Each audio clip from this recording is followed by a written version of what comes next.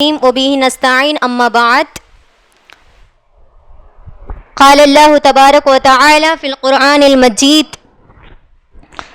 فأعوذ بالله من الشيطان الرجيم بسم الله الرحمن الرحيم لقد كان لكم في رسول الله أسوة حسنة صدق الله العظيم. حاضرین محفل السلام علیکم ورحمۃ اللہ وبرکاتہ. وقت کی قلت ہے، انشاءاللہ میں وقت محدود کے اندر اپنی بات کو مکمل کرنے کی کوشش کروں گی. تو آج سیرت النبی کے موقع سے جو مجھے موضوع دیا گیا ہے وہ موضوع ہے آپ صلی اللہ علیہ وسلم کی زندگی ہجرت سے لے کر وفات تک. اس سے پہلے محترمہ نجمہ صالحاتی صاحبہ نے فرمایا تھا کہ مدینے والوں نے آپ صلی اللہ علیہ وسلم کے ہاتھ میں ایمان قبول کیا. تو اس وقت ایمان والے جو مدینے والے ایمان لائے تھے آپ صلی اللہ علیہ وسلم کے اوپر، تو ان لوگوں نے مکے کے مسلمانوں کو امن کی جگہ دی. یعنی مکۃ المکرمہ میں مسلمانوں پر ظلم و ستم زیادہ ہونے لگا تو اللہ تبارک و تعالی نے مسلمانوں کو اجازت دی کہ وہ مکہ چھوڑ کر مدینے کی طرف ہجرت کریں. اسی طرح تمام صحابہ کرام رضی اللہ عنہم نے آہستہ آہستہ مکے کی طرف ہجرت کرنا شروع کر دی، اور خود اللہ کے نبی کریم صلی اللہ علیہ وسلم کچھ دنوں بعد ہجرت کرنے کا ارادہ کیا. اور جب کفار مشرکین کو یہ بات معلوم ہوئی کہ آپ صلی اللہ علیہ وسلم ہجرت کر رہے ہیں تو اس وقت ان لوگوں نے آپ صلی اللہ علیہ وسلم کے بارے میں قتل کی سازشیں کرنے لگے، آپ صلی اللہ علیہ وسلم کو مارنے کی سازشیں کرنے لگے. لیکن اللہ تبارک و تعالی نے مسلمانوں کی نبی کریم صلی اللہ علیہ وسلم کی حفاظت کی.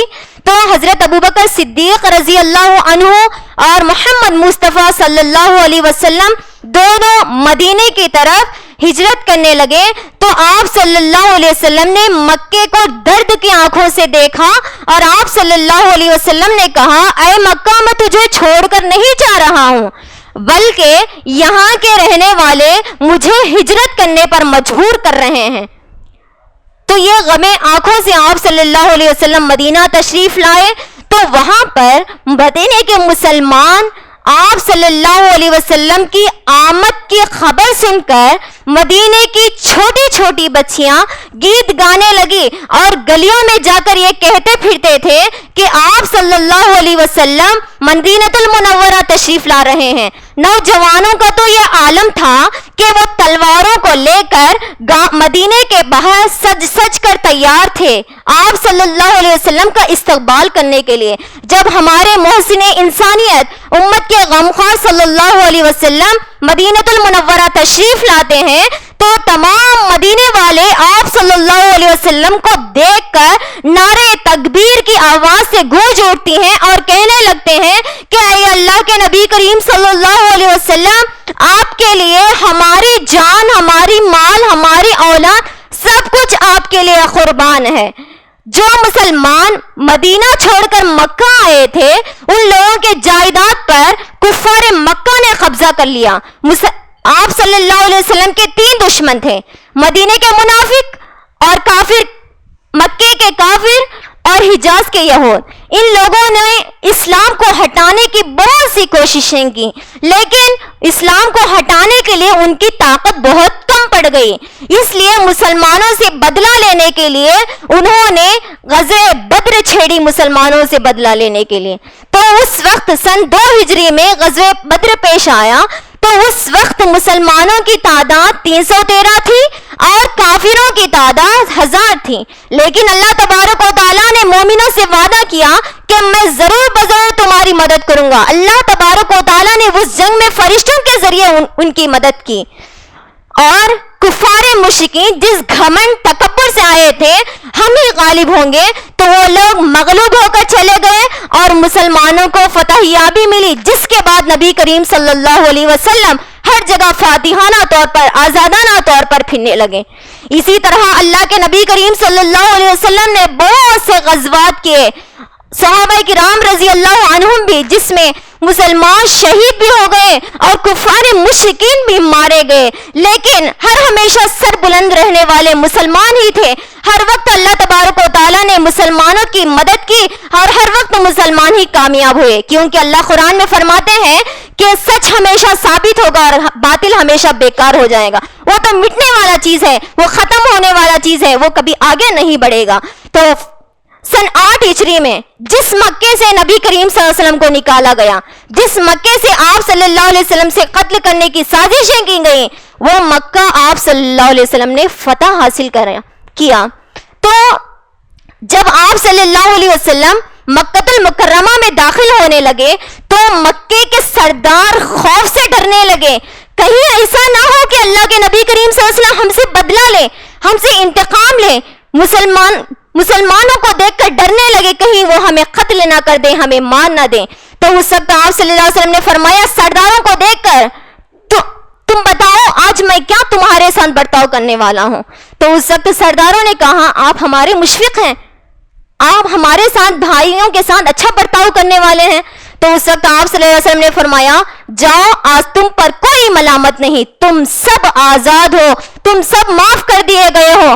آج تو آپس میں ایک دوسرے سے لڑنے اور جھگڑنے کا دن نہیں ہے، بلکہ آپس میں ایک دوسرے سے معافی طلب کرنے کا دن ہے۔ اس وقت ابو سفیان کی بیوی ہندا، جو حضرت حمزہ رضی اللہ عنہ کے جسم کے ٹکڑے ٹکڑے کر کے انہوں نے چبایا تھا، آپ صلی اللہ علیہ وسلم کے سامنے نقاب اوڑھ کر آئیں تو ان کو بھی اللہ کے نبی کریم صلی اللہ علیہ وسلم نے عام معافی کا اعلان کر دیا اور کہا کہ تم کبھی میرے سامنے مت آنا، کیونکہ جب بھی تم میرے پاس آتی ہو تو میرے چاچا کی یاد تازہ ہو جاتی ہے۔ قربان جائیں میرے ماں باپ، آپ صلی اللہ علیہ وسلم کے اخلاقی کریمانہ پر انہوں نے دشمنوں کے ساتھ ہمیشہ اچھا برتاؤ کیا۔ دشمنوں ہی نہیں بلکہ ہر انسان سے، ہر فرد سے انہوں نے اچھا سلوک کیا۔ کسی شاعر نے کیا خوب کہا، روٹی کھجور تھا ان کا طعام، روٹی کھجور تھا ان کا طعام، مار کھا کر بھی دعائیں دیتے تھے، محمد تھا ان کا نام۔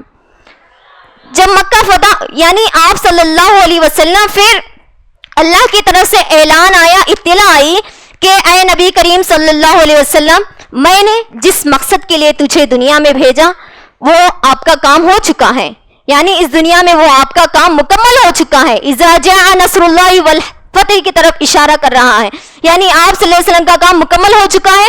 جب آپ صلی اللہ علیہ وسلم کو اطلاع ملی تو اس وقت آپ صلی اللہ علیہ وسلم نے سن 10 ہجری میں حج کا ارادہ فرمایا۔ تو اس وقت مسلمانوں کو لے کر مکہ معظمہ کی طرف تشریف لے گئے اور اللہ کے نبی کریم صلی اللہ علیہ وسلم نے حج کے ارکان ادا کرنے کے بعد خطبہ دیا۔ حج کے دوران ہی انہوں نے خطبہ دیا، اس میں کہا اللہ کے نبی کریم صلی اللہ علیہ وسلم نے، اے لوگوں، اے مسلمانوں، میں تم میں ایک چیز چھوڑ کر جا رہا ہوں، تم اس کو مضبوطی سے تھامے رہو اور تم اس کو مضبوطی سے پکڑے رہو۔ اگر تم اس کو مضبوطی سے نہیں پکڑو گے تو تم گمراہ ہو جاؤ گے۔ وہ یعنی اللہ تبارک و تعالیٰ کی کتاب تھی جس کے بارے میں اللہ کے نبی کریم صلی اللہ علیہ وسلم نے فرمایا۔ اس کے بعد آپ صلی اللہ علیہ وسلم حج سے فارغ ہونے کے بعد 2 ماہ بعد شہدائے کرام کے پاس جا کر مغفرت کی دعائیں کی۔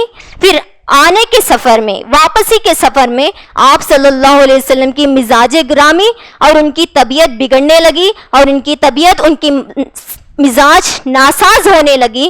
تو اس وقت آپ صلی اللہ علیہ وسلم حضرت میمونہ رضی اللہ عنہا کے باری میں تھے، تو اس وقت ان کی طبیعت جیسے بگڑنے لگی، طبیعت میں کمی زیادتی ہونے لگی، تو اس وقت آپ صلی اللہ علیہ وسلم نے تمام ازواج سے اجازت مانگ کر حضرت عائشہ رضی اللہ عنہا کے کمرے میں انہوں نے قیام فرمایا۔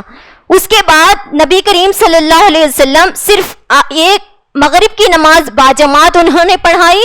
اس کے بعد آپ صلی اللہ علیہ وسلم سہارے کے ذریعے حضرت علی، حضرت عباس رضی اللہ عنہ کے سہارے سے نبی کریم صلی اللہ علیہ وسلم مسجد جاتے تھے، آتے تھے، اور وہ بھی دشوار ہو گیا، یعنی نبی کریم صلی اللہ علیہ وسلم سہارے کے ذریعے جاتے تھے وہ بھی دشوار ہو گیا، اور آپ صلی اللہ علیہ وسلم کی تکلیف اور بڑھنے لگے، بار بار غشی طاری ہو جاتی تھی اور افاقہ طاری ہو جاتا تھا، کبھی بے ہوشی آ جاتی کبھی ہوش میں آ جاتے تھے۔ یہ حالت دیکھ کر حضرت فاطمہ الزہرا رضی اللہ عنہا ان کی چہیتی بیٹی دیکھ کر کہنے لگتی ہیں، ہائے میرے باپ کی بے چینی، ہائے میرے باپ کی بے چینی۔ تو اس وقت آپ صلی اللہ علیہ وسلم کہنے لگتے ہیں کہ اے فاطمہ، تیرا باپ اس کے بعد بے چین کبھی نہیں ہوگا۔ تو یہ کہتے کہتے اللہ کے نبی کریم صلی اللہ علیہ وسلم اپنے ہاتھ لٹکا دیے۔ اسی وقت اللہ کے نبی کریم صلی اللہ علیہ وسلم 12 ربیع الاول سن 11 ہجری میں ان کی وفات ہوئی۔